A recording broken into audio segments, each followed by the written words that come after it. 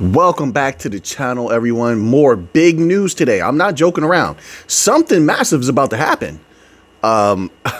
There's no way around it. This is why I want you to keep your eye on. Remember, I made a series of videos. We were discussing the deadline coming up, the ISO 20022 deadline, right? Which is very, very important. I mean, they need that highly rich, detailed information, etc. That just goes right along with the new financial system, makes it easier for DLT to read that information. We know that Swift is incorporating DLT heavy. They're looking for more DLT companies to work with. I think that's going to be Ripple, just my humble opinion. Also, Swift has been talking consistently throughout multiple documents, saying that they want to, bring everything together, be the interoperability core. I forgot how they phrased it. I'm paraphrasing otherwise, but you can read it yourself. So all of this goes together. But here's the problem. I was just looking into how many financial institutions globally actually have adopted the standard. Because if they don't, there's major consequences coming. And one must ask themselves, if they don't adopt this, why are they not moving at speed to adopt this standard, ISO 20022? That's number one. And number two, how are they going to avoid these problems? What am I talking about here? Folks, if they don't adopt this, then some of their transactions could be delayed. Now, keep in mind, some of these are major financial transactions, could be delayed, number one. Number two, could be rejected, because they wouldn't be compatible with all of the different institutions that are already using the standard. I mean, if this research is correct, do your own research, look this up for yourself. But this is what I'm seeing. So transactions could be rejected, could be. Transactions, I mean, listen, I think that there is the possibility they could keep an aspect of the old system running, but then that sort of goes against this major push that they've been making. So could be delayed, could be rejected. Then regulatory bodies, if they want to, if they see fit, regulatory bodies can hit them with fines. So then there's two different ways that there could be loss of capital. One, they can be fined for not adopting the standard. That's number one. And then another one is, obviously, with delays and rejections, you're just losing capital every day. There has to be something else, right? They have to know something else. Is it they're going to use some DLT-based systems to get around this? That's definitely a possibility. They're waiting. I've always posited there's a possibility that they're waiting. They're waiting on the new financial system, or incorporating some mechanism maybe behind the scenes. Private ledger activity. Never forget the private ledgers, right? They can use those things. Who is it that's been gobbling up all of those, all the massive amounts of bank coins, right? I mean, the first thing that comes to my mind is, maybe they're gobbling this up for treasuries. Even to this day, there's still companies looking into treasuries, raising countless millions, even billions of dollars for treasuries. So it definitely could be that. But what if it's not? Maybe some of that is financial institutions, obtaining these bank coins for liquidity, for bridge currencies, for private ledgers that they're going to be utilizing to circumvent the utilization of Swift system. Like I said, a lot of these entities no longer want to be a part of Swift. You can see it in their actions. You can see it because they've been looking for alternative systems. This is told through their actions, right? There's something massive coming, period. So what is the deadline? The deadline, I believe, is in November. I told you, once we're getting around that time, we're going to start learning a lot. So now, if you made it this far, I'm about to hit you with these numbers. Make sure you do your own search, and you can see these things with your own eyes. Maybe you might even come by way of different information that could be useful. But if you made it this far, take those powerful hands of yours like this and hit that like button, okay? So now, I'm seeing numbers that only to this point, even though the deadline is right there, only 40%, some professional companies are saying only 40% of financial institutions have adopted the standard ISO 20022. Then others are saying 25 to 30%. Either way, folks, there's a massive percent of financial entities that have not obeyed SWIFT. SWIFT has been all year, kicking them with a boot, telling them, hey, hurry up, adopt this, move forward, and yet they have not. Why? I'm just asking questions. Why? Why haven't they? It's not difficult to adopt this. There must be a reason. What's the reason? They waiting on something, waiting on a new financial system. Maybe they have something they can use that will be compatible, so they're not concerned with obedience to SWIFT. Clearly, this is an outright a display of rebellion. Because SWIFT has been threatening them. You better adopt it. You'll be left behind. And they know regulatory agencies can also hit them with fines. So this is clear threats. And yet those companies are continuously speaking through their actions. No, we're not going to adopt it. We're not doing it. Folks, it's the end of September. October, November. I mean, the deadline is in November, correct? Wait, I'm going to go here. Let's go here. Let's type in SWIFT ISO. I'm going to get you the accurate date. ISO 20022 deadline. Let's see if it pops up on Google. Please, Google, don't fail me now. Don't fail me now. That's what I thought. So it's November 22nd, 2025. Folks, it's right around the corner. Why? Something's going on. I'm telling you, something is going on. And I feel like a lot of these things we've been seeing are smokescreens. I do. You have to be, even if you're wise, you're erudite, you're perspicacious. I think the most dangerous thing is for us to believe we know it all, or to get too comfortable with what we know. I think it's very important to keep the investigative mind searching and just considering possibilities. I do. I say that because I wonder if, I think I've floated this idea before. When you have Ripple flip-flopping, I mean, no disrespect, but flip-flopping back and forth, we've seen it, where at one point they said, we want to work with everybody, right? Then suddenly, they come out and they say, we're trying to compete with them. We're trying to compete with SWIFT. We can take 14%. Which one is it? You want to work with them? You want to work with everybody? You're here to enhance them, to complement them, or you're here to go against them? Folks, tell me why they do that. Just take a moment. Just think about that. Is that a strategy? Perhaps. They're trying to throw us off the trail. They're already working with a massive amount of banks within SWIFT system. They're playing a game. You can't trust these people. No disrespect, but this is a game and I play to win. So I'm not here to be friendly with these companies. No, I need to look at you raw and naked of all your illusions, right? And when I do that and I say this is just business, you're capable of deception to make us think you're battling with SWIFT. All the while you're working with them. You're working with all the different banks. Maybe you take over even a little bit more than we're anticipating. Is that possible? So these banks that BlackRock has an attachment to, Ripple also has an attachment to, all these central banks. Remember, they were so excited. We have to keep on going back into that's evidence. That's information we have to use, a significant piece of the puzzle. Maybe they're already working on the new financial system being more significant than what we're anticipating. Now, why is that important? Oh, Mick, we're down that pathway again. Yes, because now we know that there's a possibility of 60% of those companies have not adopted ISO. Why? You think they want to lose value? They want their transactions to be rejected. Look it up. Don't just take my word for it. Their transactions to get rejected. Is that good for business? Something's going on. There's a reason they're willing to take the risk. What is the reason they're willing to take the risk? You tell me, folks. We're on to something major. We can't rest now. I'm not going to. I know I'm onto something.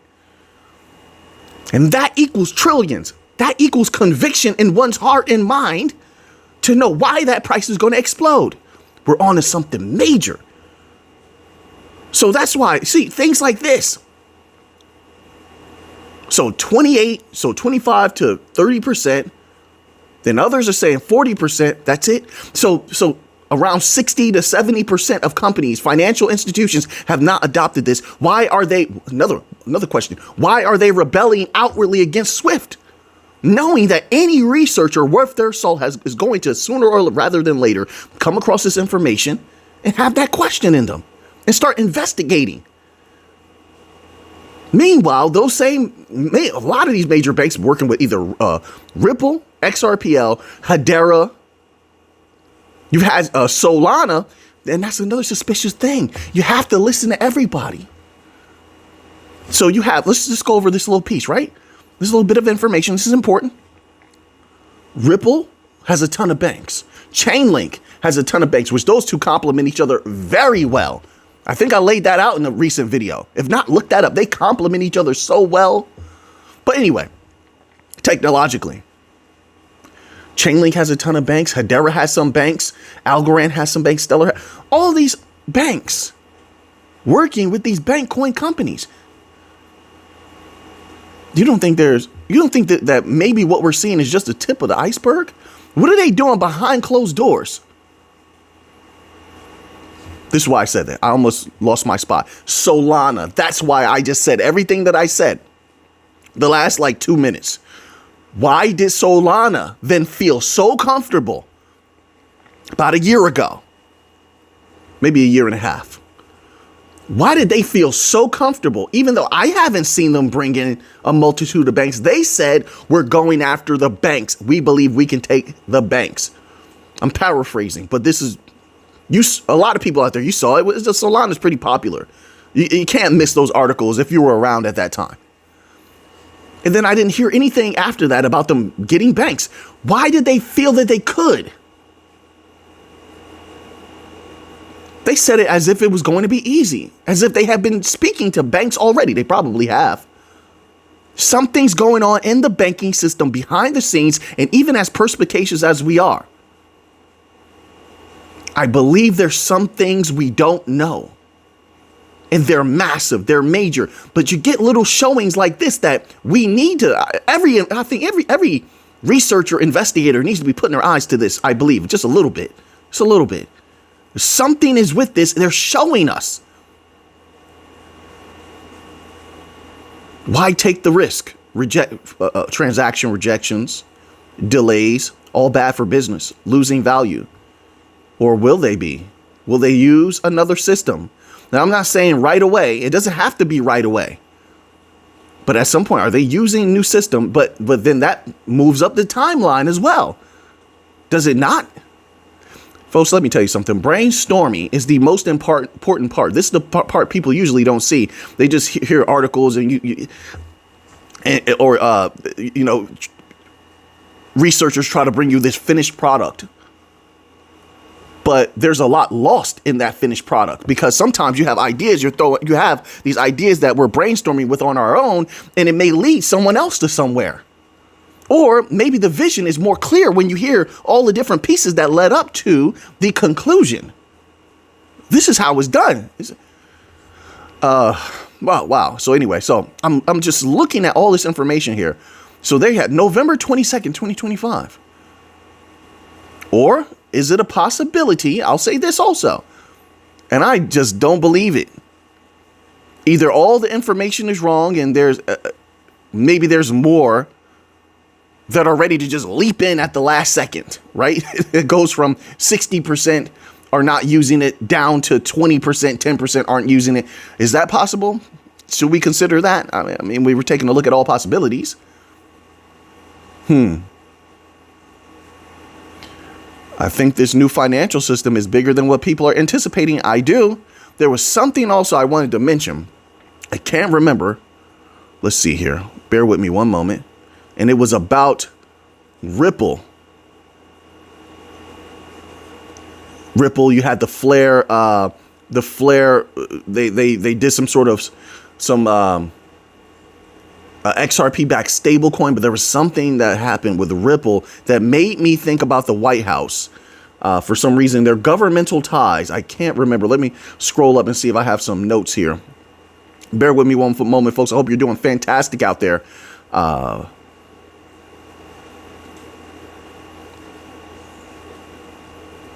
There was something that led me down this rabbit hole of Ripple working with the U.S. government. I was playing with this idea of, okay, they don't want to issue a CBDC, but they're open to stable coins. But Ripple is able to create stable coins for private institutions and public institutions. They could create a stable coin for the U.S. government. They're very close with the U.S. government. They had a few meetings earlier in the year at the White House, but we know that they also been working with the Fed for quite some time as far as exchanging information. We know that we've seen them on panels, Faster Payments Council, Faster Payments Task Force. So here's a little bit of what I had here. I was looking into. It says open source blockchain that offers a range of potential applications for the U.S. government. That's another thing. Because they're so close and they're so prominent, there's no way they don't get governmental contracts. There's no way. Right? So, of course, they will help speed up the system. And then another thing that happened. Sorry, I'm laying out a lot of thoughts. Speed up the system. Government wants faster transactions. They want more transparency. A lot of audits don't go through, like the Pentagon audits. They don't want that anymore. They're pretending, or not, I won't say pretending. I'll be more respectful. But they're presenting themselves as though they want to be more tight when it comes to finances. Although if you look at what's going on, that's very interesting there, right?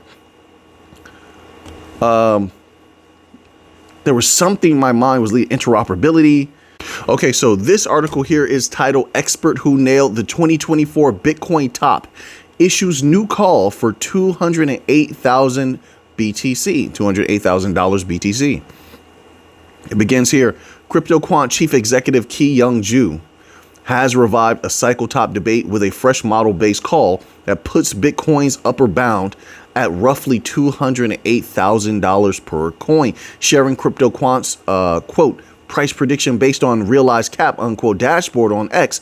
Key wrote, quote, "Nobody cares about my calls anymore, but just saying I'm bullish on Bitcoin. I'm bullish as well. Too much capital inflows on chain. Way too much." Yes, people, I don't know. Listen, sir, there's no convincing people. That's not going to happen. Just continue to speak powerfully. I see what you're saying. I see the bullish nature there. I'm not blinded by the short term. I understand completely it's not just bullish, super bullish nature of Bitcoin long term into the future. The catalysts are too solid. Inflows, etc. Yes. This is the Post reprises his data-driven commentary from early 2024 when he argued that Bitcoin could reach $112,000 this year, driven by ETF inflows. Worst case is 55,000, unquote. That framework came conspicuously close. Bitcoin went on to register a 2024 high above $108,000, narrowly under his 112K projection. Good call. The chart she published on September 18th visualizes 3 time series derived from CryptoQuant's realized cap methodology. The spot price of BTC, a model, quote, ceiling price, a model, quote, floor price, green. Okay. I'm scrolling down. As of 17th of September, the panel annotated a spot marker at 116K. I'm just going to just round it out there. 116K, a ceiling at 208K, and a floor at 41,000. With the dashboard showing it was, quote, last run 2 hours prior. In other words, the model currently locates Bitcoin well above its inferred floor and still materially below the band it treats as an overvaluation zone. The implication of Key's share is not a guarantee, but nothing is a guarantee. We know that. We're all adults. We know that it's not a guarantee. You should know that every second, every day. Make your own decisions. That's how I feel about that. I think it's, I don't like it that always it has to be said, no guarantee. And I know a lot of people, they behave in a way where if they heard something, they feel like that's it. it's a guarantee. It's like, I don't understand that thinking, that behavior. I just don't. But I get it. But just seeing that, it brings those thoughts to my mind. This is but a statement that given prevailing on-chain capital inflows and the realized cap structure, the market has room by this metric to extend toward $208,000 upper band. Realized cap. Yeah, I think it could hit that easily at some point. Right now, seeing coming as far as we've going as far as we've gone. We're at this point now. And I probably could have said that in a better way. That just sticks like a thorn in my mind. All of these very strong catalysts, $200,000 is nothing. I mean, people are complaining right now. This is how strong Bitcoin is. They're complaining right now at 113,000, 115,000, 118,000. That, you know, they feel uncomfortable with that, but it just shows the truth. I think that's the truth coming out of them. That they also agree, even though they won't say it with their mouths, but with their actions, they are saying that they agree Bitcoin is so bullish, it should be going up. But there is no should be, right? I mean, it's up to the companies. They're playing a game just like the people, regular people play the game. And they definitely do, right? They buy at a certain price. They sell at a certain price. They don't tell anybody when they're buying or selling. They don't do that unless they're in some sort of specialized group, if that's still a thing. And even then, I wouldn't trust them. I'm just not like that. But the companies do the same. So sometimes you're going to get a breather. Yes, it's manufactured. Sometimes you're going to get a dip. And yes, that could be manipulated. Sure. But that's them playing the game. So it's not going to continuously go up. Although that doesn't negate from the truth that the bullishness in the catalyst, positive catalyst, if you look at it, if you were to put them on a chart, it will be going up like this. There will be a consistent rise in those. And that's what we've been seeing. New catalysts like every 2 to 3 days. New companies trying to jump in. They're talking about treasuries. You have companies raising major capital. I think I said this in the beginning of the video. Major capital for treasuries. Of course, Bitcoin is going to be a part of that. Bitcoin's going to be a part of that. There probably will be some Solana in there, Chainlink in there, XRP in there. Those are the favorites. Oh, and Ethereum.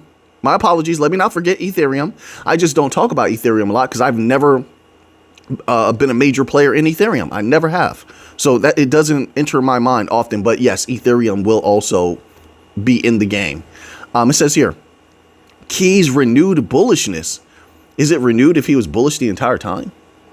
I guess it's renewed in the media because now you're seeing he's telling you this, right?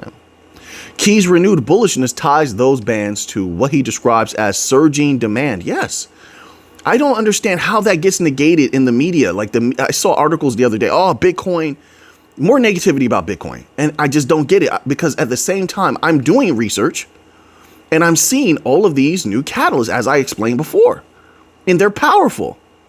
And in the future, when they really, really ramp up the activity with those catalysts, that price will explode unbelievably. And there's, in my opinion, there's no reasonable way to deny that. I think that to do such goes against reason. Can someone complain in the short term if they're not happy with the price? People can complain about anything. It could be going great. They still will complain. They'll find something. And some people are not like that, like myself. But that does, once again, that does not negate the truth of what the catalysts tell, the story the catalysts paint. The continuity with his February 2024 note is explicit. Then he cited exchange-traded product inflows as the dominant driver of an advance towards 6 figures. Now he points to, quote, too much capital inflows on chain, while circulating a model that places the ceiling near $208,000. At some point, that won't be the ceiling. There's no way. I don't think Bitcoin stops at $208,000 or 200K. I don't think so. I don't know how fast it goes past that. I'm not putting a timeline on it because I don't know. Right? I'm just going to be honest. I don't know how fast. I'm day to day watching the catalyst and let them tell me where they're going. Are they getting stronger? Okay, they're going up. Are they getting weaker? Okay, it's going down. Now, when it gets stronger or weaker, do I think that that's going to be something that is going to endure for some time? If so, okay, now we're looking at consistently, it should be going up at some point or down at some point. These are some of the questions I would ask myself. So that's how I go about this. So now, all right, well, So now that you have that information, what are you going to do with it? I know what I'm going to do with it. So until next time, everybody, let's get to the money.